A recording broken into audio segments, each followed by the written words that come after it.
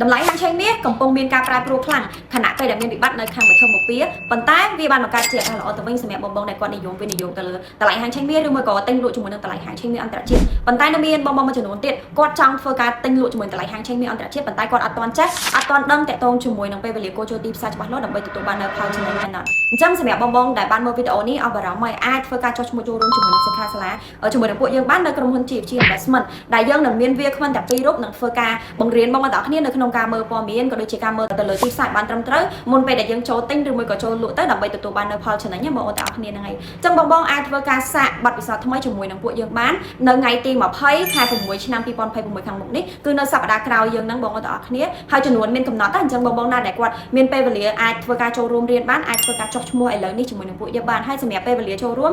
គឺត្រឹមតែរយៈពេលពីម៉ោង1ទៅដល់ម៉ោង4កន្លះទេបងប្អូនទាំងអស់គ្នាអញ្ចឹងពេលថ្ងៃបងដែលមានពេលតនេខ្ញុំគិតថាគួរតែធ្វើការចូលរួមជាពិសេសបងប្អូនដែលចាប់អារម្មណ៍តាក់ទងជាមួយនឹងការទិញលក់ជាមួយតម្លៃហាងឆេងមាសហើយគាត់អត់ទាន់ចេះអាចធ្វើការសាក់លបងបានជាមួយនឹងពួកយើងអញ្ចឹងបងប្អូនទាំងអស់គ្នាអាចធ្វើការរួចរាល់នៅក្នុងការចុះឈ្មោះបានចំនួនមានកំណត់តែបងប្អូនទាំងអស់គ្នាហើយទៅ free ទៀតអញ្ចឹងណាបងប្អូនទាំងអស់គ្នាអរគុណ